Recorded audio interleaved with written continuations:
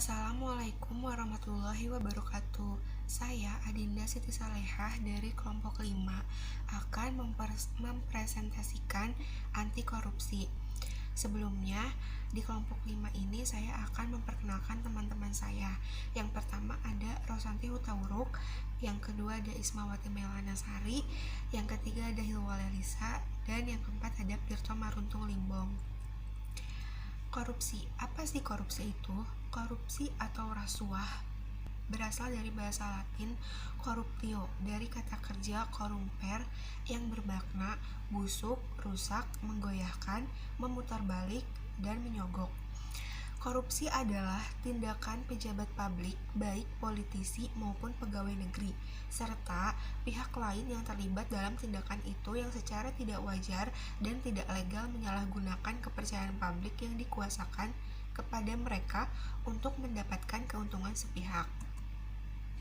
Ada tingkatan korupsi. Yang pertama, ada material benefit, yaitu mendapatkan keuntungan material yang bukan haknya melalui kekuasaan. Yang kedua ada abuse of power, yaitu penyalahgunaan kekuasaan. Dan yang ketiga ada betrayal of trust atau pengkhianatan kepercayaan. Pendidikan anti korupsi. Apa sih pendidikan anti korupsi itu? Pendidikan anti korupsi yaitu suatu usaha sadar dan sistematis yang diberikan kepada peserta didik berupa pengetahuan, nilai-nilai, sikap, dan keterampilan yang dibutuhkan agar mereka mau dan mampu mencegah dan menghilangkan peluang berkembangnya korupsi. Assalamualaikum warahmatullahi wabarakatuh. Perkenalkan, nama saya Ismawati Melanasari. Nah, di slide kali ini saya akan menjelaskan tentang tujuan pendidikan anti korupsi. Adapun tujuan dari pendidikan anti korupsi yaitu yang pertama, pembentukan pengetahuan dan pemahaman mengenai berbagai bentuk korupsi dan aspek-aspeknya.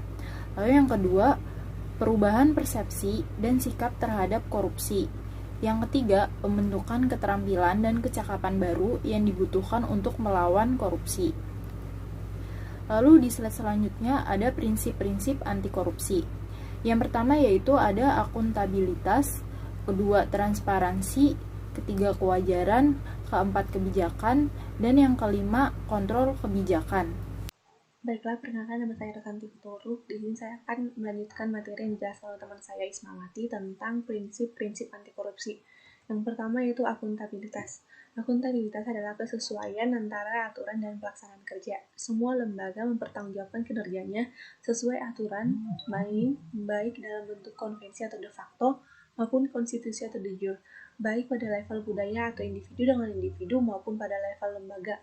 Bagaimana mengukur akuntabilitas? Yang pertama, akuntabilitas harus dapat diukur dan dipertanggungjawabkan melalui mekanisme pelaporan dan pertanggungjawaban atas pelaksanaan semua kegiatan. Yang kedua, evaluasi atas kinerja administrasi, proses pelaksanaan, dampak dan manfaat yang diperoleh masyarakat, baik secara langsung maupun manfaat jangka panjang dari sebuah kegiatan. Yang kedua, yaitu transparansi. Transparansi di semua proses kebijakan dilakukan secara terbuka, sehingga segala bentuk penyimpangan dapat diketahui oleh publik. Transparansi menjadi pintu masuk sekaligus kontrol bagi seluruh proses dinamika struktural kelembagaan. Dalam bentuk yang paling sederhana, transparansi mengacu pada keterbukaan dan kejujuran untuk saling menjunjung tinggi kepercayaan. Yang ketiga yaitu kewajaran untuk mencegah terjadinya manipulasi atau ketidakwajaran dalam bentuk penganggaran, baik dalam bentuk markup dan lain-lain.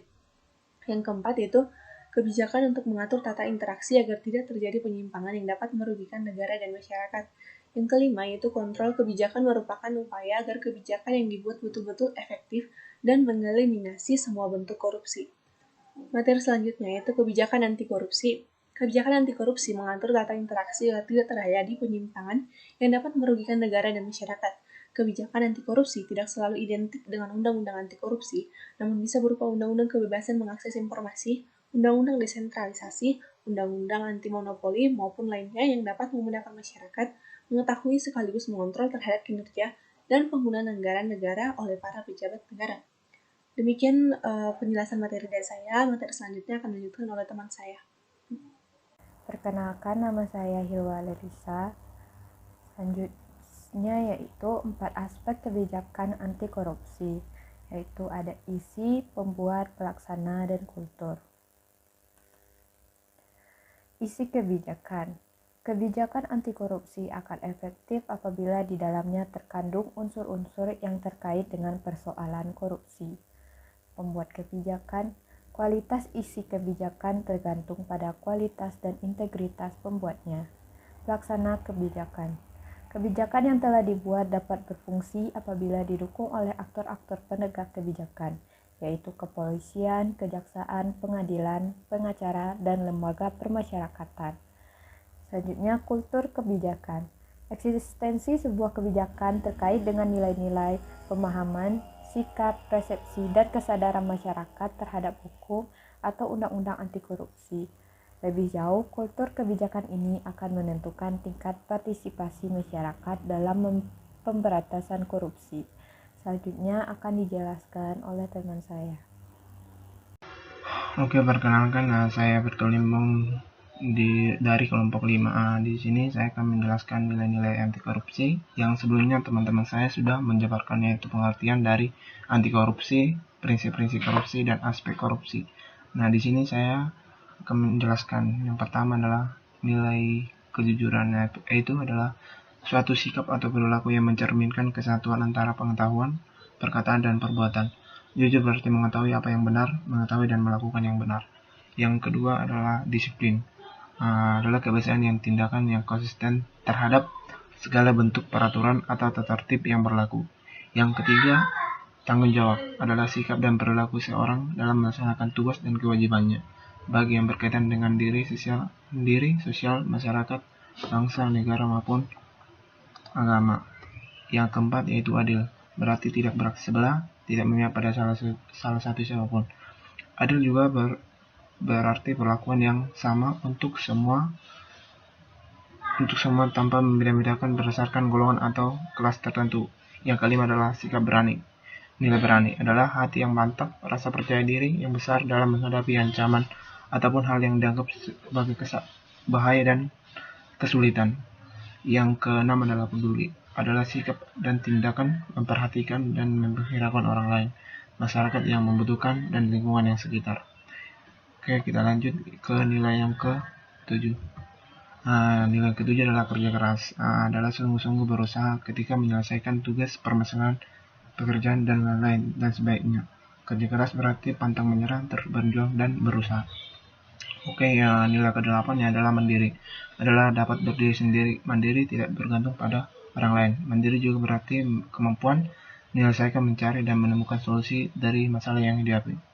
Yang nilai ke-9 atau yang terakhir adalah sederhana. Adalah bersahaja. Sederhana berarti menggunakan sesuatu secukupnya dan tidak berlebihan.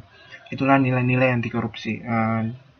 Untuk terakhir yaitu janganlah kita korupsi dalam melakukan apapun. Dan pesan saya di dalam masa pandemi ini kita harus selalu memakai masker.